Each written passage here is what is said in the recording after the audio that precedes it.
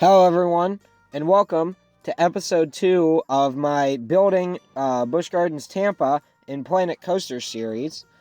This time, we will be working on some of the ticketing areas and more of the main front entrance area of the park. And we will also be talking about HHN 33, my trip and thoughts on the event this year, some of the new rides and experiences coming to the Florida Busch Gardens parks, as well as Cedar Point's new coaster, and we might even touch on the Kingda Ka rumors. So let's just jump right into this.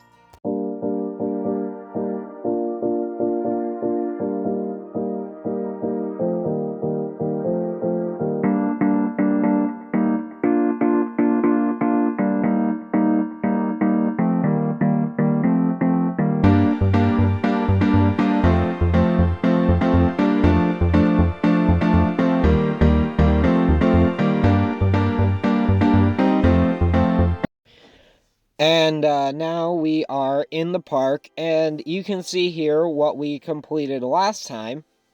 And it was just, the front little entrance area of the park, like before you even got to the main ticketing booths and turnstiles, security, everything. Just, tram loop, automated ticketing machines, and just, the main kind of front entrance utility stuff. But now we're going to jump into a time-lapse portion and get right into building the actual park. And we will be starting off the time-lapse by building the one of the ticket booths. They're absolutely identical, so I will just copy and paste it after this one is done. But for news and things going on around the amusement park industry, we recently got some announcements for, I was going to say just the Florida parks, but we also got announcements for the other, well, now they're United Parks and Resorts, but it's SeaWorld Parks and Entertainment, the old SeaWorld Corporation. Their new attractions for 2025. And those were in Busch Gardens Tampa. We're getting Wild Oasis, I believe it's called. I don't know. It's a revamp of their Jungala / Treetop Trails area. Their old kiddie climbing structure that had like ropes courses and nets and the drop tower and whatever. And all that's staying. It's just going to get revamped. Apparently they're going to put some new animal experiences in there. Which, I mean, yeah, it's okay. It's I was kind of hoping for another coaster this year, like an actually big coaster and not just another kiddie coaster or kiddie attraction, family attraction. Yeah, I'm not really all that excited for um our Busch Gardens 2025 edition. Now, SeaWorld is also adding a family edition. Yay! That being a new simulator attraction, and Wild Arctic, it's going to be apparently a mock rides flying theater. So, something similar to like Soarin' or Flight of Passage over at Disney. Again, not really excited for this because I was kind of hoping for a new coaster. Because, let's be honest, these past two Florida editions were not the best. I mean, they weren't the best. Like, Penguin Trek, yeah, that one kind of sucked. And Phoenix, yeah, that one's okay, I guess. But, I was really hoping for an actually high thrill edition this year in Florida and not just another round of family attractions. But, as far as we know, SeaWorld San Diego isn't getting anything. SeaWorld San Antonio is getting a revamp of their kiddie area into like SeaWorld Junior Rescue or something. Again, a family edition. Oh boy. I'm noticing a pattern here because also Busch Gardens Williamsburg just announced their Big Bad Wolf replacement, and it's another family coaster. It's going to be a B&M family invert similar to Phoenix Rising. And this is just making me go, oh, come on. Please tell me that SeaWorld is not starting to, like, move to family editions. Hopefully they stay with thrill coasters, because so far their family editions have not been very good. See Penguin Trek and Phoenix Rising. Like I said in the last one, and I went into more depth on my thoughts on the last one, Phoenix isn't bad. Phoenix is fun, it's whippy, it's okay. It's not great, though, and the theming's kind of, meh. And then you have, like, Penguin Trek, which is just rattly and bad, rough, uncomfortable. It's just not, or it's not uncomfortable. It's just rattly and rough and boring, if I'm being honest. So, yeah, not really too excited for the new Busch Gardens and SeaWorld editions for next year, but that's okay. It's whatever. What are you gonna do? I'm sure we'll enjoy the flying theater. The kiddie area will be good for the kids. It's okay. And then we attended Halloween Horror Nights 33 for the first time this year. And it's solid. It's a really solid year for the event. It's not the best year, I feel like, out of the 3 that I've done. 31, 32, and 33. I definitely preferred HHN 32. But this year was really solid. The scare zones were really good, actually. I really enjoyed them. Demon Queens was amazing. I mean, like, we got so many actors in that zone. Torture Fair had really cool costumes and some pretty neat props. It was a little too open, though. I wish that, it wasn't quite as open, but there's nothing that you can do in New York. I didn't much care for the Blumhouse Scare Zone. That one was kind of bad and kind of sucky. And the opening Scare Zone was absolutely terrible. It was really just the chainsaws. Although on the night that we went, it was kind of raining, like a decent amount. So at the end of the night, Sinister and Surreal were sitting in the front scare zone. So that was nice. And then Swamp of the Undead, I really enjoyed that one too. Nice and tight and compact in there. Costumes were pretty neat. The props the scare actors were holding were really cool. And just overall, it was a really good, tight zone for Central Park. And then we got to the houses, and I liked them. They were good, but not great. First up would be Monstros, the Monsters of Latin America house, and that was really cool. The sets were decent, nothing special, nothing really stood out to me all that much, but it was still a really good house. The costumes were amazing. The scare actors did a really good job, especially the stilt walkers. The puppet of the giant bird at the end was really cool. Overall, it was a really cool house. Not that great sets, but amazing costumes and scare actors. So that's kind of what made it a good house. And then we have Ghostbusters Frozen Empire, and that was a really, really good house, but it was just missing something. I don't even really know what it was missing. It was just, to me, something did not give it that, wow, that is an amazing house, like I got off of Yeti last year, or Universal Monsters from last year. But the puppets in this house were really amazing. The Garaka stilt walkers were great. The costumes were cool. There was a really cool set with a firehouse where it would like turn to ice and it was full scale. That was awesome. There was a moving Ecto-1, all the little marshmallow men. It was just a really good, cohesive house that told the story of the movie, and it was everything that Stranger Things was missing from last year. Not the most scary house, and they're not supposed to be, to me.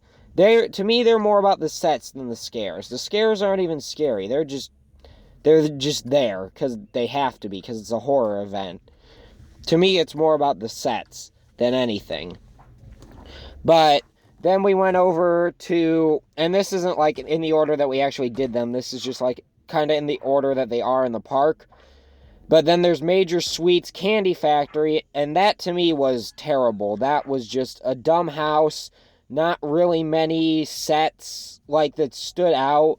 The sets were okay, but it was just okay. The costumes were meh. We were missing some of the actors, so that might have, hindered the experience a bit.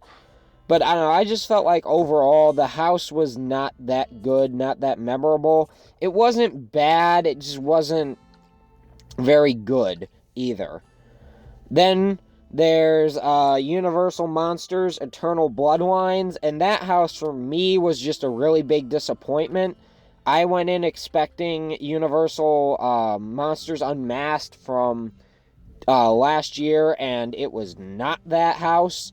It was far from that house. The sets were not as good, the scares were not as good, the costumes were not as good.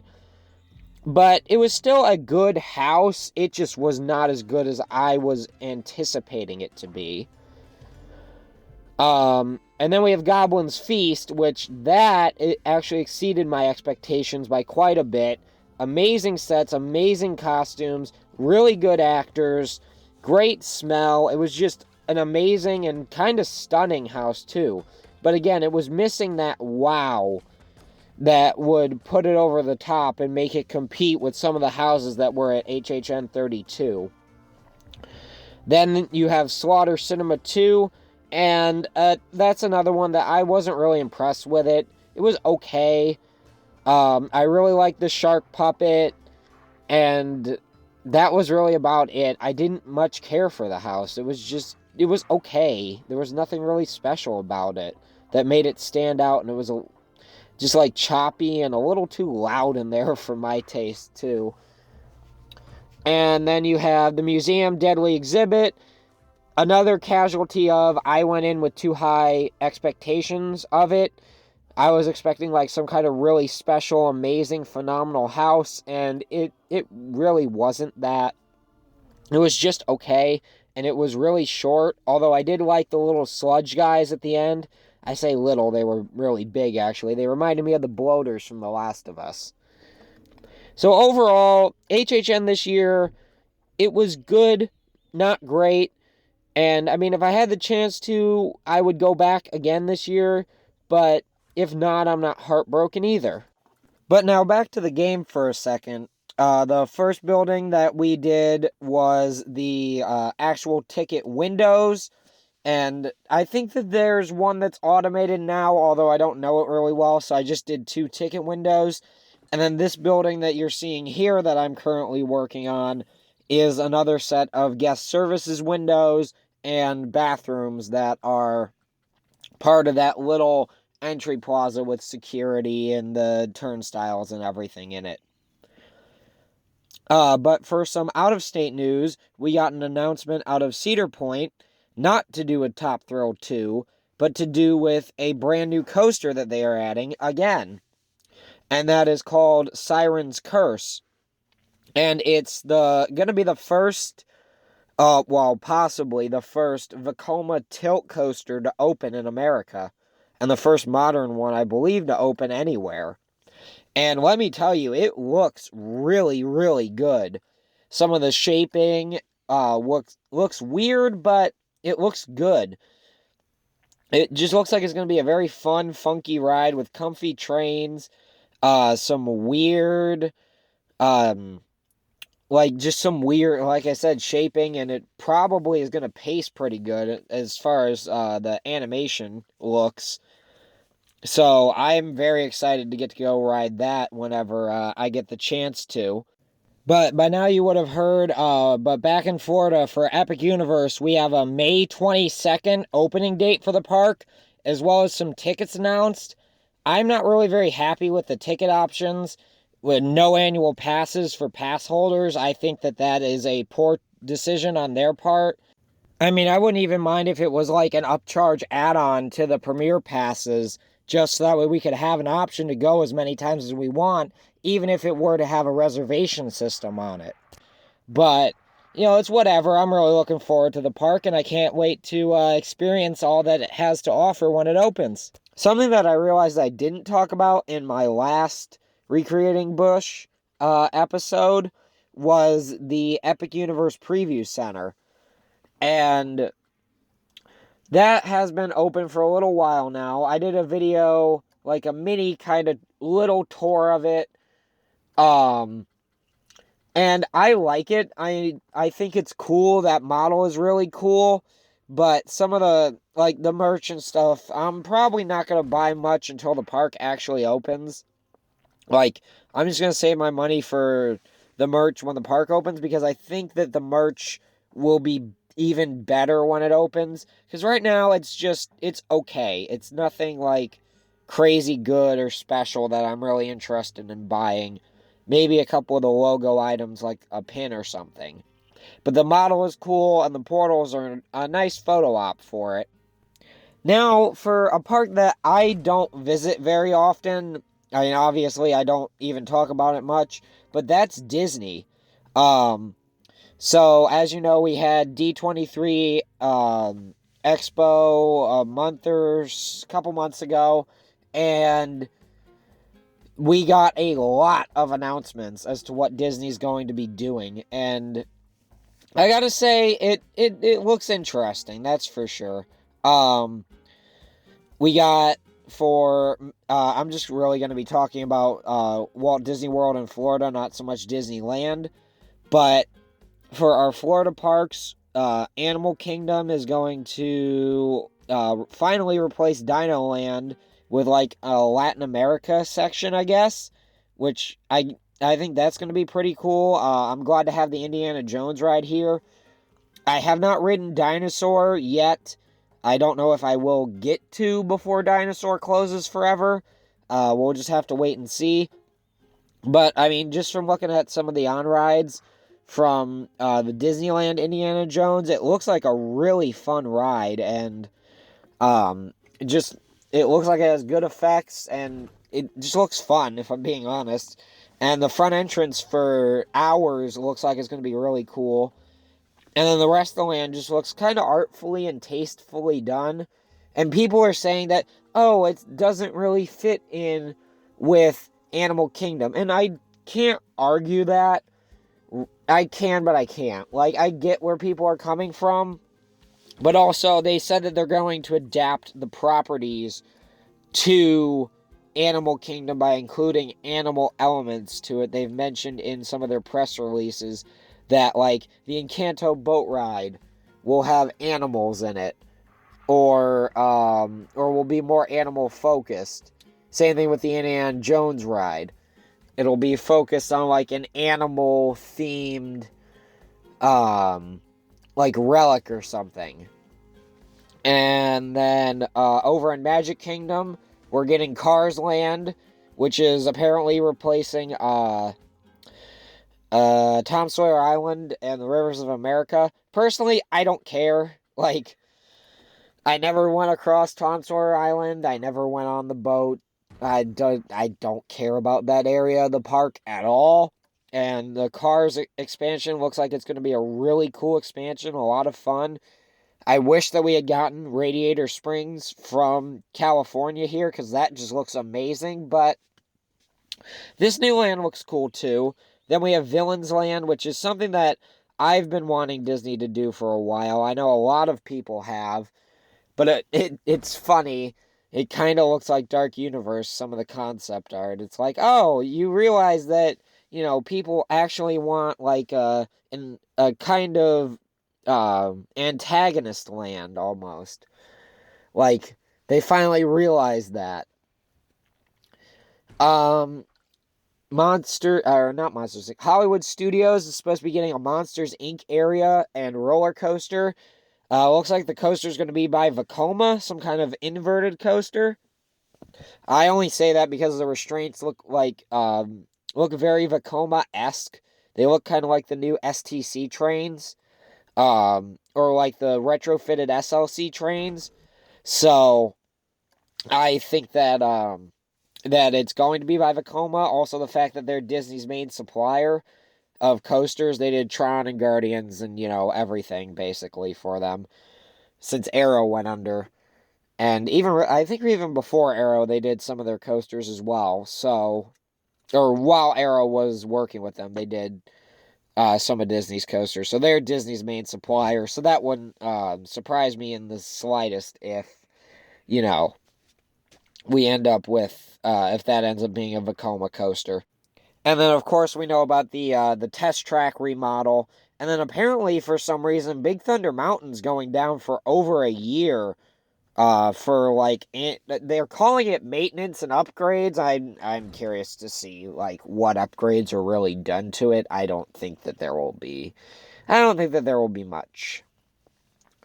Something I don't think that I touched on in my last video either. And as you can see here, I'm working on the front turnstiles now. But something I don't think I touched on in my last video was Canada's Wonderland's announcement. That being Alpenfury. Yeah. No. I don't really like that thing. Yeah. Like, my problem with it is could you do anything other than barrel roll? Like, I mean, seriously, come on. Like, they didn't do anything except make the ride do different barrel rolls. They're not even that different. They're just barrel rolls. It's annoying and dumb. It's like, oh, hey, we got a 9 inversion coaster, but yeah, all it does is barrel roll the entire time. Like, there are so many inversions out there. It's like the Smiler. All of it's like a version of a Cobra roll or a half loop or something. It's dumb. Like, there are so many inversions. You got, a zero-G stall, Immelman, a dive loop, a vertical loop, banana roll, Cobra roll, corkscrew, anything. Like, literally anything that you could do. You could come up with a new, element. But they just went for, like, a bunch of barrel rolls. It's weird and kind of dumb. And then you got the crappy Premier trains. So, yeah. Gotta say, I'm not really in love with that coaster.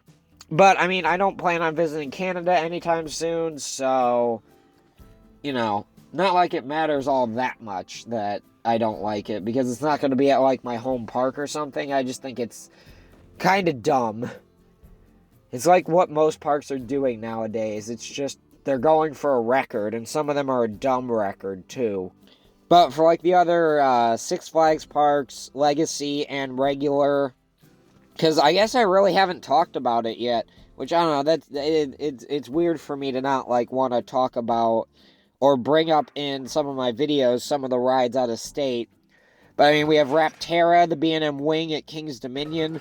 That looks a lot of fun. I've never ridden a launched wing coaster. I really want to. I want to go and take a ride on that sometime, but whenever it opens. But I don't know when, but I'm definitely looking forward to it.